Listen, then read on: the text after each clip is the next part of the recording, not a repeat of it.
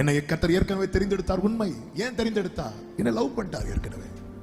ஆமே, போட்டோ பார்த்து லவ் பண்ணுகிற உலகத்துல, ஆமே, போட்டோ பார்த்து, சில போட்டோ பார்த்து லவ் பண்ணி நேர பார்த்தோன்னு இடி விழுந்து தெரியும். ஆமே, அதான் ஒருத்தர் இப்படிதான் வந்து ரொம்ப ஃபீல் பண்ணிட்டார். ரொம்ப ஃபீல் பண்ணார். என்கேஜ்மெண்ட் முடிஞ்சதுக்கு அப்புறம் சிரிக்கவே இல்லை அவர். ஏன் சிரிக்கல? நான் நினைச்ச கலர் இல்லை. நீங்க போட்டோ பார்த்து ஓகே சொன்னீங்க, அது பிளாக் அண்ட் ஒயிட் போட்டோ.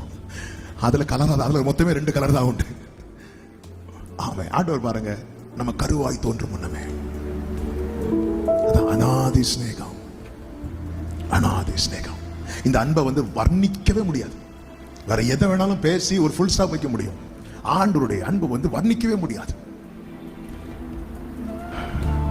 மீகா 7 சொல்ற, நான் கர்த்தர் எடுக்க வேண்டாம், நான் கர்த்தருக்கு விரோதமாய் பாவம் செய்தேன், அவர் எனக்காக வழக்காடின்னு சொல்றார். நான் கர்த்தருக்கு விரோதமா பாவம் செய்து அவர் எனக்கு அகைன்ஸ்டால வழக்காடணும்.